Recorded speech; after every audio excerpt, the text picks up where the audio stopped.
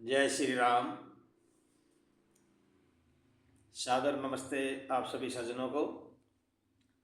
सज्जनों, आज ये वाल्मीकि रामायण का अयोध्या कांड का 27वां सर्ग है और इसमें आज आएगा, इसमें मैं आपको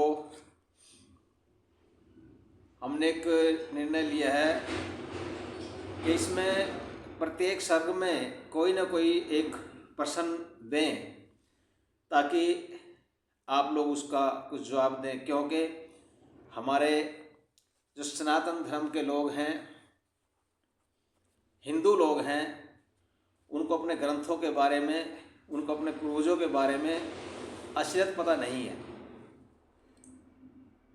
तो बीच में ये क्विज भी होगा, अंत में इसका प्रश्न का उत्तर आप लोगों को देना चाहिए। मैं निवेदन करूंगा कि आपके अंत में इसका प्रश्न मैं दूंगा कि वो प्रश्न क्या होगा, तो आप लोगों को उसका जवाब देना है इस वीडियो के में कमेंट करके। तो ये सर्ग शुरू करते हैं। जब श्री राम को वनवास हो जाता है, माता कौशल्या को पूछने जाते हैं। माता कौशल्या भी उनको अनुमति दे देती है। उधर वो सीता जी को मिलने जाते हैं और सीता जी भी साथ में चलने के लिए बोलती है। तो काफ़ी अनुनय विनय करने के बाद श्री राम सीता जी को भी कह देते हैं। उसी बीच लक्ष्मण भी सुनते हैं सीता और राम जी की बात। तो राम को फिर बोलते हैं लक्ष्मण जी कि मैं तो आपके बगैर नहीं रहूँगा और मैं अभी आपके साथ वनों में चलूँगा।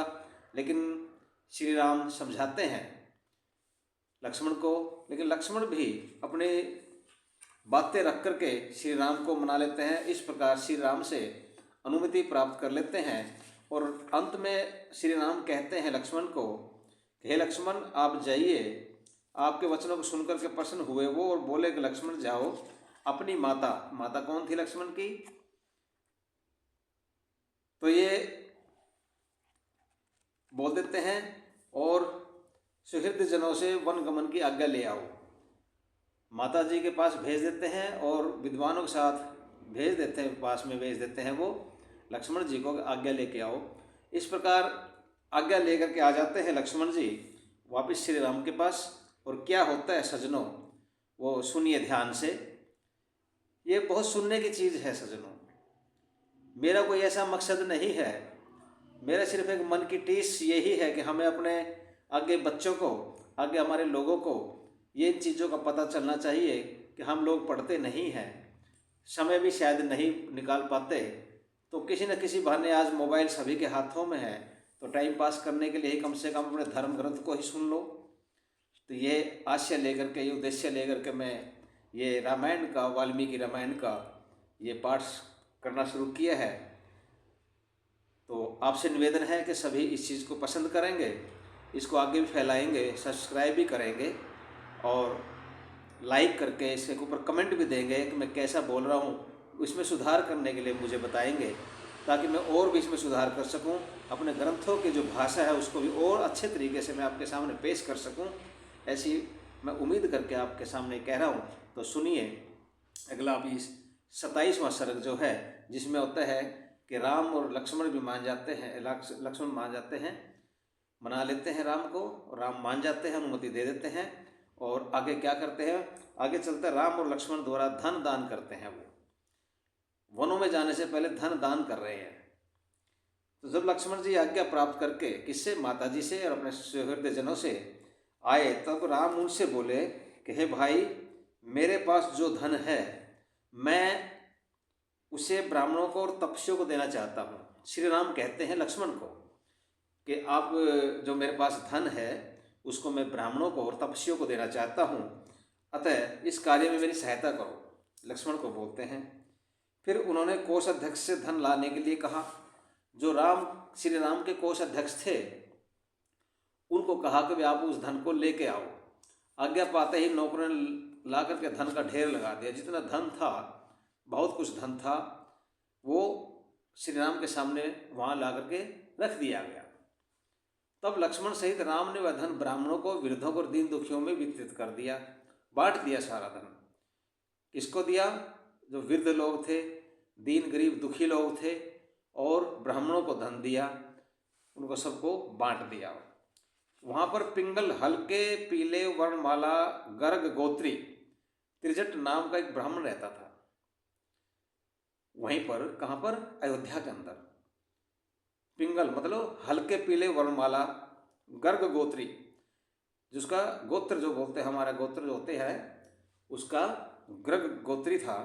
और त्रिजट नाम था उस पंडित जी का, ब्राह्मण का। वह उच्च वृत्ति से निवाह करता था। उच्च वृत्ति क्या मतलब? किसी ने दे दिया, मांगा हुआ खा लिया, ऐसे मतलब उसको उसे अपना गुजारा करता था। और हर रोज फावड़ा, कुदाल और हल लेकर वन में जाता और कंदमूल जो कुछ वहाँ मिलते उसे अपने कुटुंब का पालन पोषण करता था। वो जंगलों से कंदमूल, फल फूल जो भी कुछ मिलते थे उनको लेके आता, अपने परिवार को देता और उससे उसका गुजारा चलता था। सजनों, दरिद्र दुख से पीड़ित वृद्ध की तरुणी भारिया छोटे छोटे बच्चों को उसके सामने लाकर बोली कि अब इस फावड़े कुदाल को तो परे फेंक दो और जैसा मैं कहूँ वैसा कार्य करो। कि जो उनकी धर्म पत्नी थी, जो किसकी?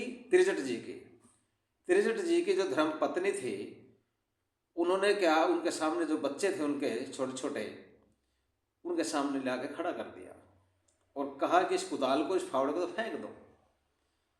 क्यों? मेहनत करते थे, जंगलों में जाते थे, कंदमूल लेकर के आते थे, तो उनको फेंको और जैसा मैं कहूँ ऐसा कार्य करो।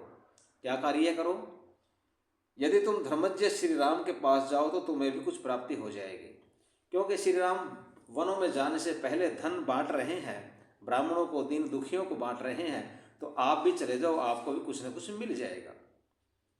ये उनकी धर्मपत्नी, त्रिजट जी की धर्मपत्नी कहती है।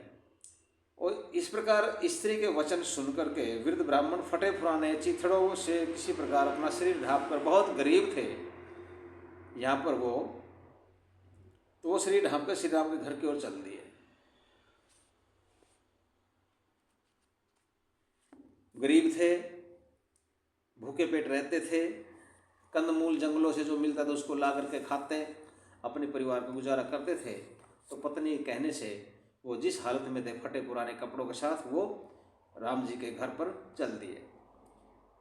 अब वहाँ पर त्रिजट ने राजकुमार श्री राम से कहा कि हे महायशस्वी राजकुमार, मैं निर्धन हूँ, मैं गरीब हूँ तथा बहुत बाल बच्चे वाला हूँ। बाल बच्चे मेरे हैं, कई बाल बच्चे हैं, और मैं उच्च वृत्ति से निर्वाह करता हूँ। मांग करके, बड़ी मेहनत से जो कुछ मिल गया उसको खा लिया, मिल गया तो उसको बच्चों को दे दिया, उसे गुजारा करता हूँ।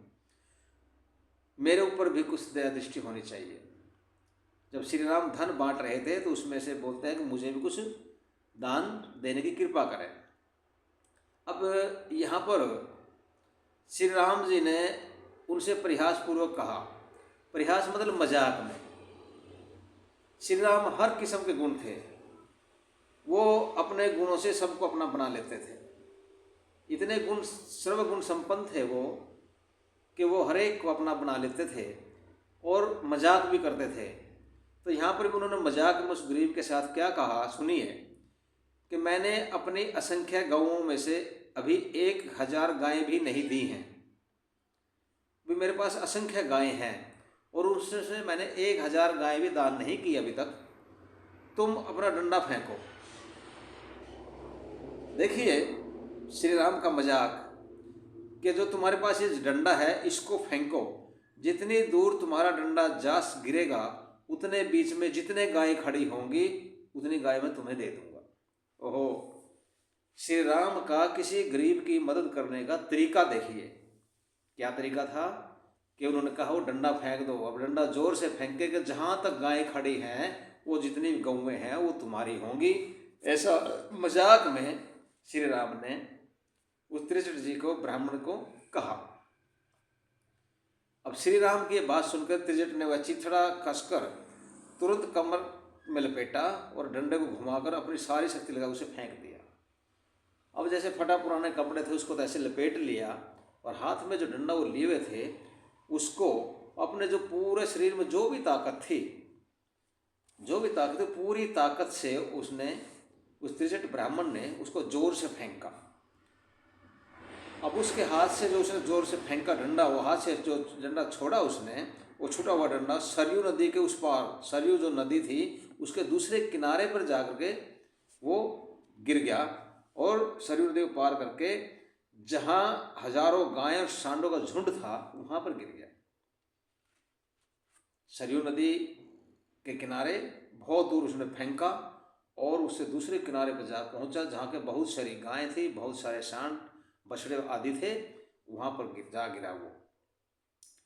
अब श्री राम ने उस ब्राह्मण को गले से लगाया और सरयू नदी के किनारे तक की उन सब गौओं को गोपालों के द्वारा त्रिजट के आश्रम में भिजवा दिया। देखिए श्री राम का दिल, श्री राम का दान करने का तरीका और श्री राम का मदद करने का तरीका कितना एक अद्भुत था कि वो डंडा फेंकते हैं, ऐसे तो दे देते वो, उनको पता था श्री राम को कि गरीब है और ऐसे थोड़े बहुत से गुजारा होने वाला नहीं है, तो उन्होंने एक तरीका अपनाया उसको। ये मजाक मतलब उनका असलियत में नहीं था, असली में तो नहीं था, उनका मदद करने का एक तरीका था श्री राम का, कि उन्होंने ये किया कि जो आपके हाथ में डंडा है इसको फेंक दो, जहाँ तक तुम्हारा डंडा जाएगा वहाँ तक जितनी गौ में हो तुम्हारी होंगी।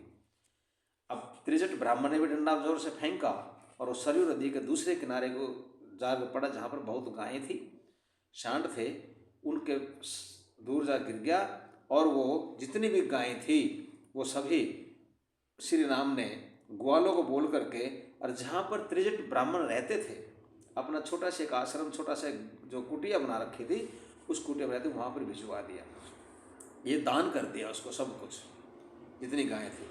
उसके बाद उस गोत्री ब्राह्मण को सांत्वना प्रदान करते हुए, यहाँ पर देखिए कि ये ब्राह्मण कहीं इस चीज़ को महसूस ना करे, अपने दिमाग पर ना ले, तो श्री राम जी उसको सांत्वना देते हुए क्या कहते हैं कि हे ब्राह्मण क्रोध मत करना, मैंने आपके साथ परिहास किया था, कि मैंने तो मजाक किया था, आप क्रोध मत करना, दान तो मैंने देना था आपको, लेकिन मैं ऐसे मत करना, आपको मैं दान देना चाहता था, तो दान देने का एक तरीका था, तो राम जी ने यहाँ पर दिया। सज्जनों यहाँ पर एक सवाल उठता है, अब सवाल अगर आपको जवाब देना है, इस सवाल का जवाब देने की कृपा करेंगे आप, और सवाल के लिए आप ज़रूर इस पे कमेंट करें, कमेंट करके आप ज़रूर बताएं क्या सवाल क्या है। श्री राम ने डंडा फेंकने के लिए जिस ब्राह्मण को कहा था उस ब्राह्मण का नाम क्या था? दोबारा सुने, श्री राम ने जिस ब्राह्मण को डंडा फेंकने के लिए कहा था उस ब्राह्मण का नाम क्या था? सज्जनों इसका जवाब आप इस वीडियो के कमेंट में ज़रूर दें। मेरा आपसे आग्रह है, आप इस चीज़ का ज़रूर वो करें और इसका जवाब आप कमेंट करके दें कि उस ब्राह्मण का नाम क्या था जिसको श्री राम ने डंडा फेंकने के लिए कहा था। आप इसका जवाब देंगे, इसका जवाब का आपको मैं धन्यवाद दूंगा इसलिए, और इस वीडियो को आपने देखा, आपका बहुत बहुत धन्यवाद। सादर नमस्ते। इति ओम शम।